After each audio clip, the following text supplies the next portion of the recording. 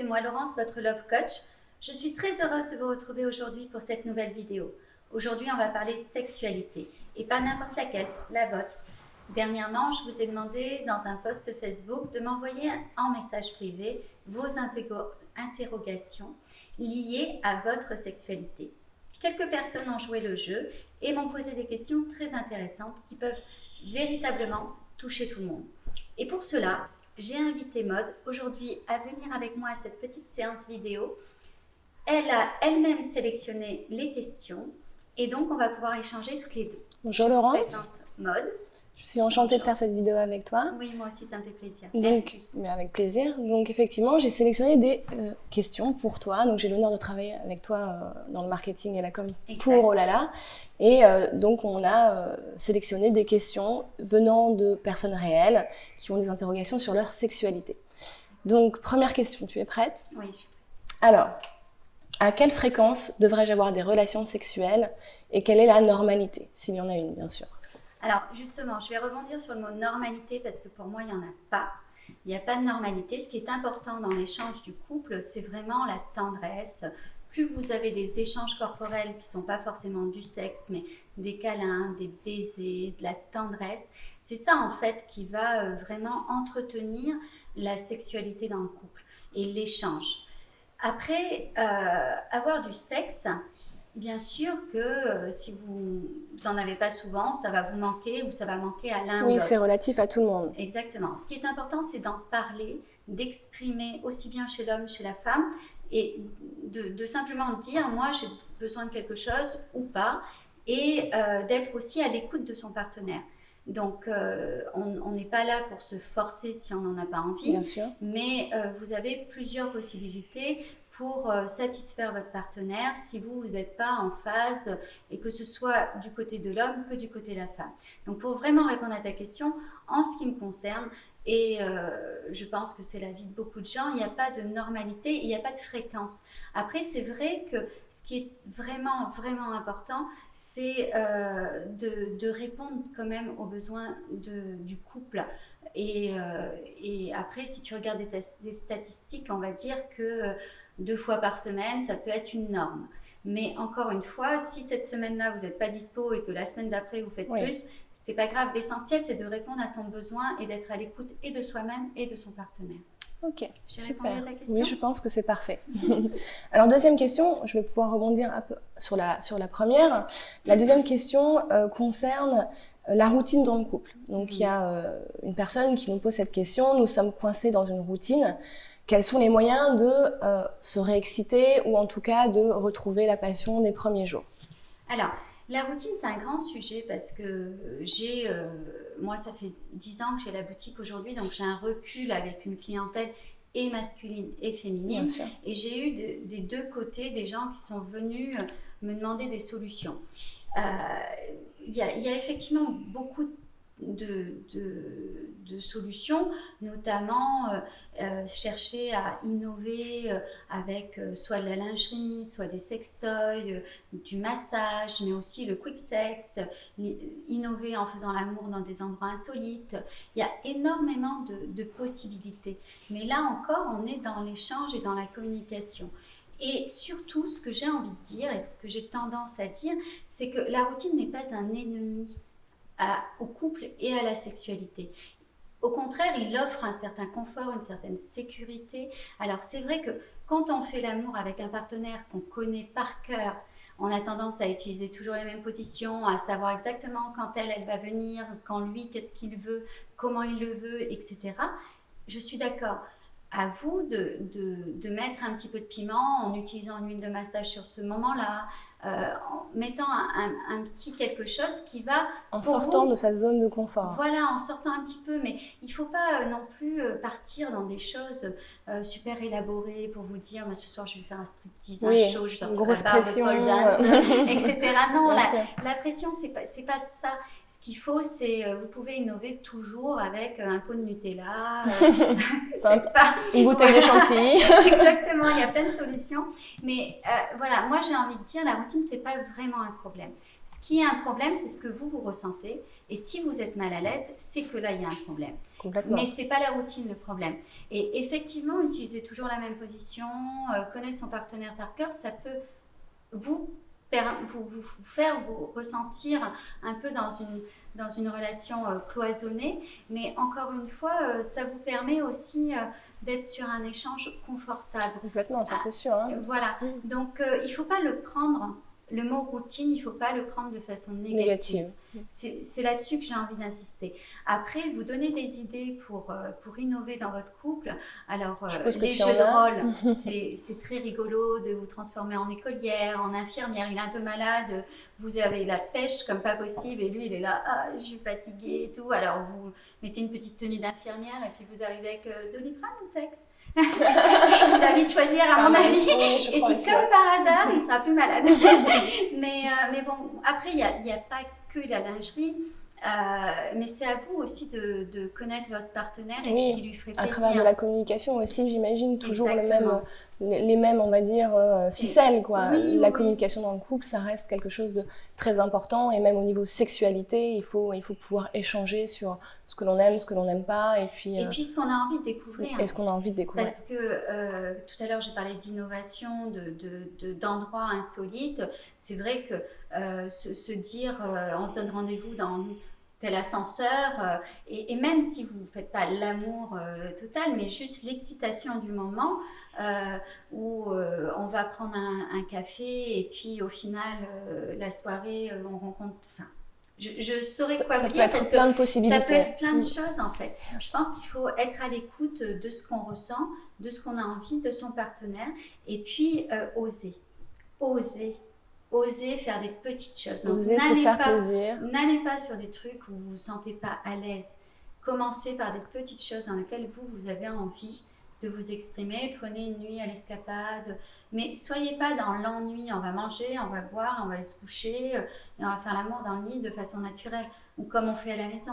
Non, profitez pour sortir un petit peu des terrains battus et de vous offrir un petit peu voilà, ce que vous pouvez voir dans les films, ou ce qui vous fait rêver en fait. Vivez. Ah, super. Très belle conclusion. Très belle conclusion. Et alors, ça va me permettre de rebondir encore sur une autre question que j'ai trouvée très intéressante, un peu surprenante, parce que personnellement, je ne me la poserai pas, mais à voir, les sextoys peuvent-ils nuire à une relation sexuelle?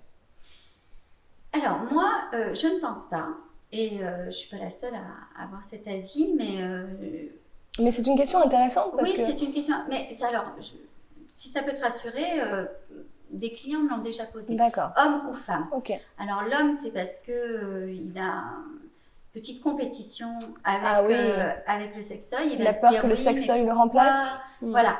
Pourquoi? Qu'est-ce que je fais pas bien? Pourquoi elle aurait besoin d'autre chose, etc., etc.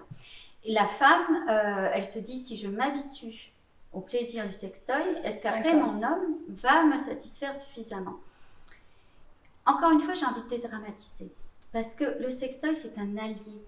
C'est pas une concurrence, c'est pas quelque chose qui va remplacer votre homme. Un sextoy ne remplacera jamais votre partenaire. Ça me paraît évident. Vous n'avez pas d'odeur, vous n'avez pas le câlin, il y a plein de choses que le sextoy offre pas, et en contrepartie, par contre, il vous offre des choses que parfois l'homme n'offre pas.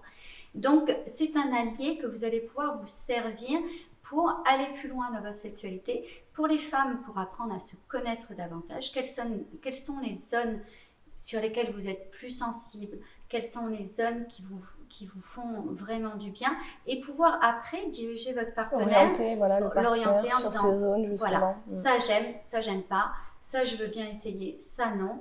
Donc en fait, il faut voir vraiment le sextoy comme une belle lingerie, un allié, comme tu dis, voilà. Comme un jouet. C'est un peu comme si vous prépariez un bon repas et vous mangez des hachars avec. C'est pas indispensable. Ça pimente en tout cas le plat. Voilà, ça pimente.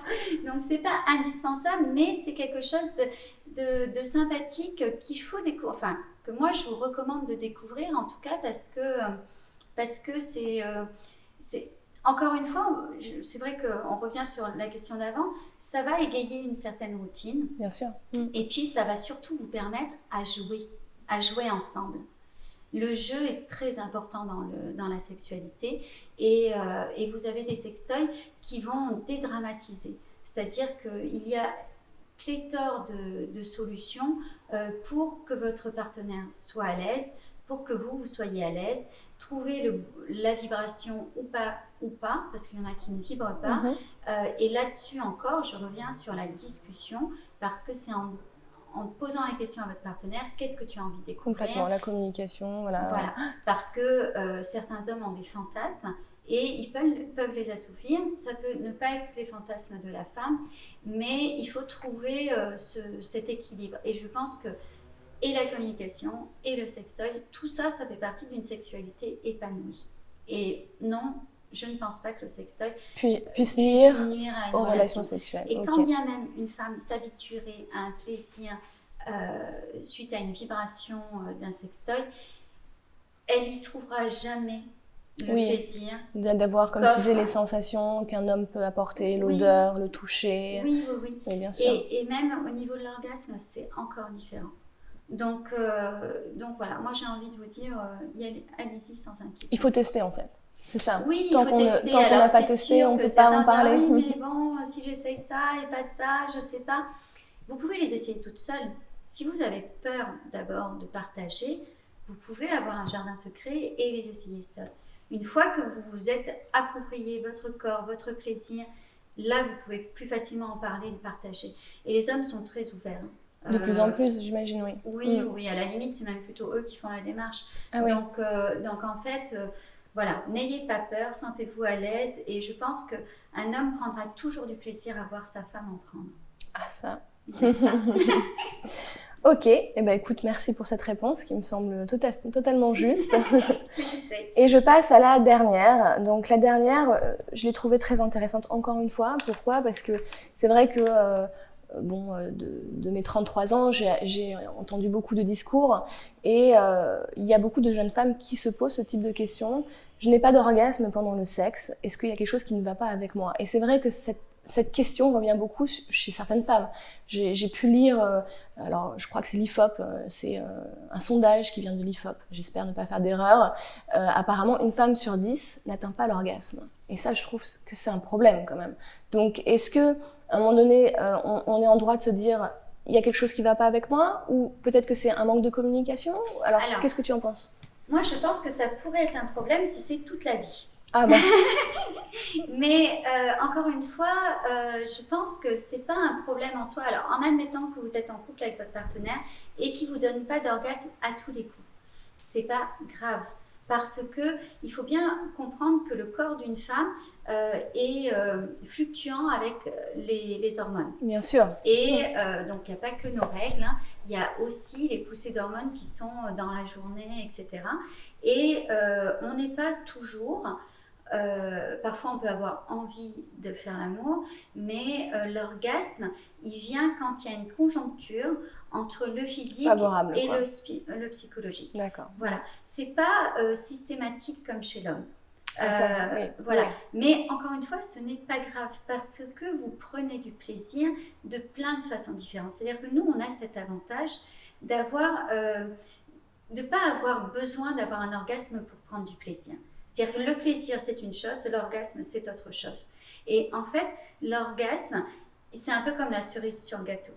Donc, effectivement, si une personne vient me voir en me disant « je n'ai jamais ressenti d'orgasme », je vais dire « oups, c'est un souci, on va trouver une solution ». Mais il y a des solutions en tout cas, ça, voilà, c'est sûr. Il y a des solutions. Justement, le sextoy est un bon allié pour avoir un son vrai... corps, peut-être. Et puis avoir un vrai orgasme profond et comme on a envie. Parce que quand vous vous stimulez avec un sextoy, vous êtes toute seule avec votre fantasme. Donc, vous pouvez aller vous découvrir, aller faire ce que vous avez envie de faire. C'est peut-être une question aussi de se découvrir, savoir ce qu'on aime, et peut-être après orienter son partenaire sur ce qu'on aime, justement. Exactement. Moi, je pense qu'une femme qui viendrait me voir en me disant ça, c'est qu'elle ne s'est jamais écoutée. C'est qu'elle n'a jamais cherché. D'accord. Par contre, physiologiquement, elle est tout à fait apte à avoir un orgasme. Après, as-tu pris le temps? As-tu eu envie? Est-ce le partenaire avec qui tu as envie d'avoir un orgasme? Parce que tu peux très bien avoir un partenaire avec qui tu es complètement heureuse dans la vie de tous les jours, tu aimes son odeur, tu aimes ses caresses, tu aimes ses baisers, tu aimes dormir avec lui, Mais le sexe avec lui, il y a incompatibilité. C'est quoi. pas ça. C'est pas une incompatibilité, c'est juste que je n'ose pas me lâcher et Oui, aller dans les sentiers D'accord. où je vais me mettre complètement me lâcher avec lui. Parce que l'orgasme, c'est je lâche. Et ça oui, veut dire je ne retiens rien, je vais pas oups, je suis jolie là, je ne bouge plus. Non, c'est on se lâche. Et donc ça, c'est pas tous les partenaires qui arrivent à établir cette connexion pour que la femme donne tout.